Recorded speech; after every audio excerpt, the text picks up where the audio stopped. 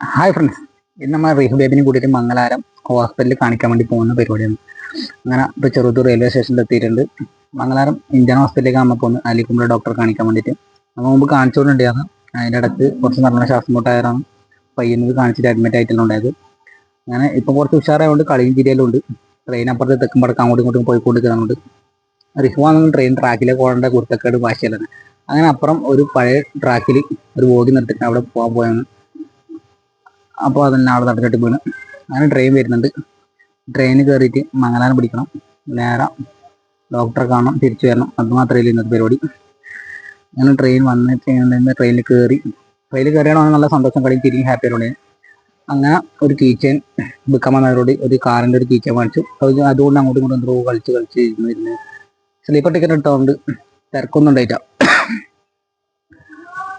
അങ്ങനെ ട്രെയിനിലിരുന്ന് പച്ചപ്പെല്ലാം ആസ്വദിച്ചിട്ട് ഇങ്ങനെ പോയി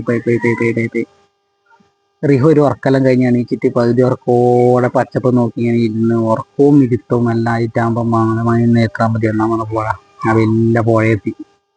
പുഴ കഴിഞ്ഞ് ട്രെയിൻ കുറച്ച് സ്ലോ ആവാൻ തുടങ്ങി. മംഗലാരം എത്തി എന്ന് തന്നെ പറയാം. അങ്ങനെ ഫാക്ടറിയിൽ നിന്നില്ല കറുത്ത പുകയെല്ലാം അങ്ങനെ പോകുന്നതാണുണ്ട്. അങ്ങനെ ഫാക്ടറിയിൽ നിന്നില്ല മണവും തന്നെ കുറച്ച് ഇരുന്ന്. ഇതൊരു പ്ലൈവുഡ് ഫാക്ടറിയാണ്, പ്ലൈവുഡിന്റെ ഫാക്ടറി. അതെല്ലാം ഇങ്ങനെ നോക്കി ട്രെയിനാണ് സ്ലോ ആണ്.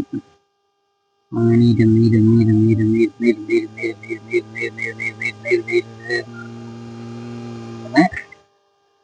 അങ്ങനെ മംഗലാരം ഇറങ്ങി. മംഗലാരം ഇറങ്ങിയിട്ട് ഇനി ഓട്ടോ പിടിച്ച് പോകണം. ഓട്ടോ പിടിക്കാൻ വേണ്ടിയിട്ട് അങ്ങോട്ട് നടന്നു. അങ്ങനെ ഒരു ഓട്ടോയുടെ എത്തി. ഒരു ഓട്ടോയിൽ 150 റുപ്യ പറഞ്ഞു, 50 റുപ്യ അധികം. അതുകൊണ്ട് നമ്മൾ വേറെ ഓട്ടോ പിടിച്ചു. എന്നിട്ട് അങ്ങനെ ഓട്ടോറിക്ഷ ഇന്ത്യൻ എത്താനായി ഞങ്ങൾ കാണുന്നതാണ് ഇന്ത്യൻ ഹോസ്പിറ്റൽ. അങ്ങനെ ഇന്ത്യനിൽ പോയതിൻ്റെ മെയിൻ എൻട്രൻസ് ആണ്.